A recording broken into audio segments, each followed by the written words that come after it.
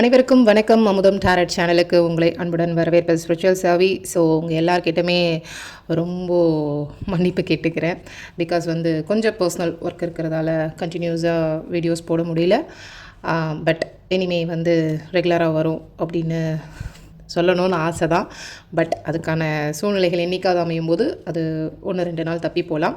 But அதுக்கு உண்மையிலேயே sorry. So full மூனுக்கான energy என்னன்னு சொல்லி பார்க்கலாம். ஸோ வாங்க, பௌர்ணமி வர நாளை வச்சு நமக்கு எனர்ஜி செக்கிங் மட்டும்தான். பிகாஸ் ரொம்ப நாள் ஆச்சு இல்லையா? ஸோ எனர்ஜி செக்கிங் மட்டும். இது ஜென்ரல் ரீடிங் தான், பைல் செலெக்ஷன் கிடையாது. Okay, so first card,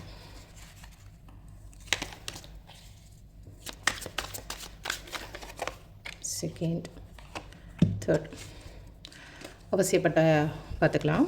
so first card பார்த்துக்கலாம். Wow, right, super. So clarity card எடுத்து போகணும்.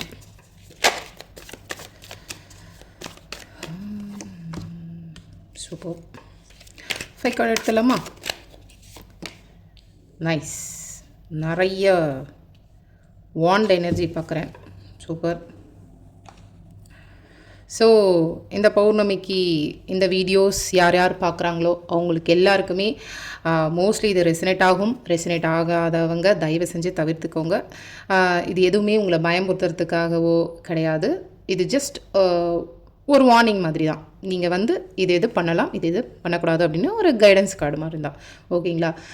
ரொம்ப பர்சனலாக கொண்டு போய் இது நடந்துருமோ அது நடந்துருமோ அப்படின்லாம் சொல்லி ஃபீல் ஆகாது. ஏன்னா மோஸ்ட்லி டேரட் ஃபாலோ பண்ணுறவங்களுக்கு எல்லாருக்குமே தெரியும். டெத்து கார்டு வந்தால் அப்படியே பயப்படணும்னு அவசியம் கிடையாது. அது எதை குறிக்குதுன்றது உங்களுக்கு நல்லாவே தெரியும் இல்லையா? ஸோ இப்போ ரீடிங்குள்ளே போகலாம். ஸோ ஸ்டார்டிங் எனர்ஜியே பார்த்தீங்கன்னா 4 ஆஃப் வாண்ட்ஸ். ஏதோ உங்களுக்கு மகிழ்ச்சியான தருணங்கள்லாம் காத்துக்கிட்டு இருக்குது. மேபி நாளைக்கு ஏதோ ஒரு முக்கியமான விஷயங்கள்லாம் எதிர்பார்த்துக்கிட்டு இருப்பீங்க. அது ரிலேட்டடாக தான் இங்கே மோஸ்ட்லி இருக்குது. ஏதோ ஒரு விஷயம் உங்களுக்கு முடிஞ்சு இன்னொன்று தொடங்க போகுது. அதுக்கான விஷயங்களும் இங்கே ரொம்ப அழகாக தெளிவாக தெரியுது. ஸோ 4 ஆஃப் வாண்ட்ஸ் எனர்ஜியை பொறுத்த வரையும் ஏதாவது உங்கள் ஃபேமிலி விஷயமா நீங்கள் ரொம்ப சந்தோஷமாக நாளைக்கு வெளியே போகிறதுக்கு மாதிரி பிளான் பண்ணியிருக்கலாம். இல்லைனா சில பேருக்கு அது அமையும். ஸோ உங்களுடைய ரொம்ப நெருங்கினவங்கள வீட்டில் ஏதாவது விசேஷமோ இல்லை நீங்கள் ஏதாவது ஒரு விருந்துக்கு போகிறீங்க அப்படின்றதையும் சொல்லுது. ஸோ உங்களுக்கு கிட்டத்தட்ட இந்த பௌர்ணமி எனர்ஜி பார்த்திங்கன்னா ரொம்ப ரொம்ப ஹாப்பியாக ஸ்டார்ட் ஆகிற எனர்ஜி தான் வந்திருக்கு. அதே மாதிரி இங்கே டெத்து கார்டு வந்ததை பார்த்தா ஏதோ ஒரு விஷயம் நீங்கள் எதிர்பாராத வகையில் ஒரு மாற்றம் நிச்சயமாக இருக்குது. ஆனால் அதை நீங்கள் எதிர்பார்த்துட்டும் இருக்கீங்க.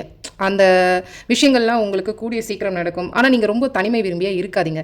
இந்த எனர்ஜியை பொறுத்தவரை நீங்கள் எப்படி எல்லாம் ஒன்றா ஒரு செலிப்ரேட் பண்ணணும் இப்படிலாம் ஆசை இருக்குது. ஆனால் நீங்கள் ஏதோ ஒரு விஷயத்தில் நீங்களாவே உங்களை ஒதுக்கி வச்சுக்கிறீங்களோ, தேவையில்லாமல் அவங்கக்கிட்ட போய் நம்ம ஏன் வீணாக சிக்குவானே, ஒதுங்கி இருந்துட்டோம் இல்லையா, இப்படியே இருந்தால் அவங்களுக்கு நல்லது நமக்கும் நல்லது அப்படின்ற மைண்ட் செட்லேயே இருக்கீங்க அப்படின்றது மாதிரி தோணுது. பிகாஸ் உங்கள் எனர்ஜி பார்த்தீங்கன்னா நீங்கள் எப்படின்னா உங்ககிட்ட என்ன வேலை கொடுத்தாலும் செம்மையாக சூப்பராக செஞ்சு கொடுப்பீங்க. உங்களுடைய பெஸ்ட்டுக்காக நீங்கள் அவ்வளோ எஃபர்ட் போடுற ஆள்.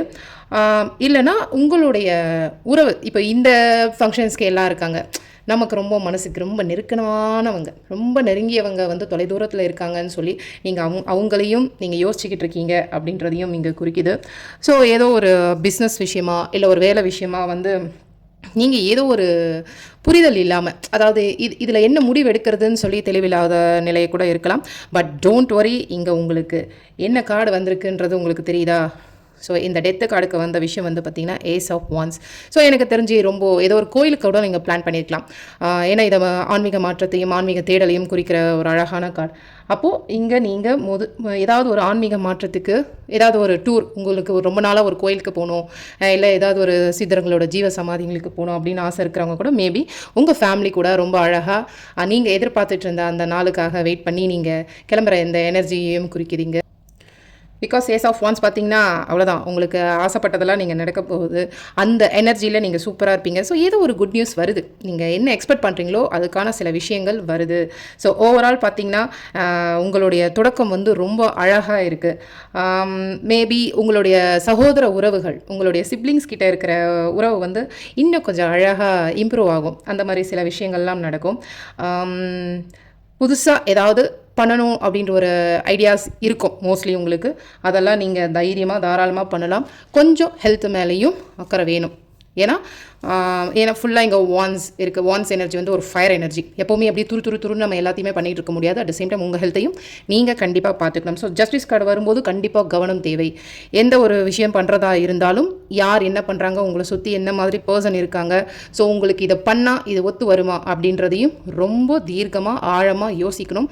உங்கள் கூட ஒரு பார்ட்னர்ஷிப்பில் இருந்தாலும் சரி, அந்த பர்சன் மேலேயே நீங்கள் நம்பிக்கை வச்சுருக்கலாம். பட் பிஸ்னஸ் பொறுத்தவரையும் 2 பேருக்குமே அது ரொம்பவே பொருந்தும். அதேமாதிரி உறவுகள் சார்ந்தா இருந்தாலும் சரி, உங்கள் உறவுக்குள்ளே அடுத்த பர்சன் வந்து யாரும் தலையிடாத அளவுக்கு நீங்கள் கொஞ்சம் ரொம்ப கவனமாக இருந்துக்கணும். வீணான சில பயம், கவலைகள் இதுக்கெலாம் ரொம்ப இடம் கொடுக்க வேணாம்.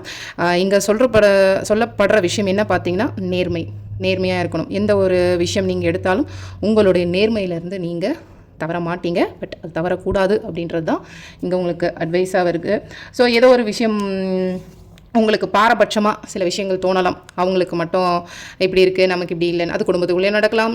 வெளியே பர்சன்ஸும் வந்து நம்ம என்ன தான் வந்து நம்ம முயற்சி கொடுத்தாலும் அடுத்தவங்க வந்து அந்த அங்கீகாரம்லாம் நமக்கு கொடுக்க மாட்டாங்க இல்லையா? ஸோ அதை பற்றிலாம் நீங்கள் எந்த ஒரு ஃபீல் வச்சுக்காதீங்க. தைரியமாக தாராளமாக உங்களுக்கு பிடிச்ச இஷ்ட தெய்வம், குலதெய்வம் இல்லை உங்கள் சித குருமார்களை வழிபடுங்க. உங்களுக்கு இந்த பௌர்ணமிக்கான எனர்ஜி சூப்பராக இருக்குது. So all the best guys. Thank you.